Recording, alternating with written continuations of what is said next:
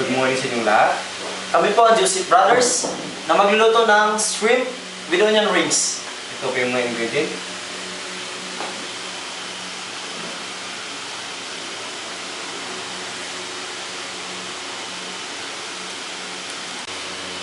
Ilagay ang butter.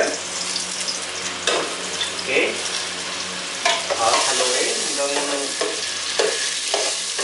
hanggang matulog siya.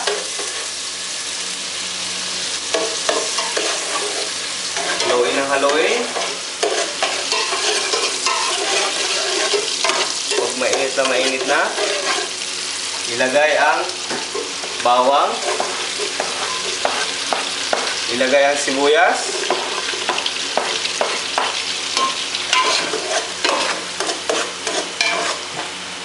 Ilagay ang shrimps.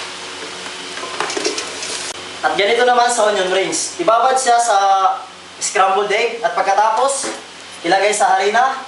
At pagkatapos mo ilagay sa harina, at ito ilagay mo sa kumukulong mantika.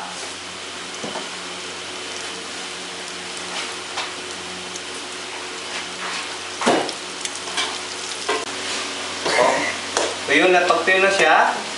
Lagyan natin ng paminta. Lagyan natin ng konting asin. Lagyan natin ng konting bitsin. Tikman natin siya kung okay ng lasa. Masarap. Lagyan natin ng pineapple juice. Konting pineapple juice lang, huwag masyadong marami. Tapos lagyan natin siya ng 7-Up.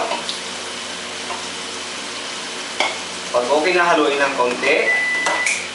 Tapos antayin natin hanggang matuyo siya.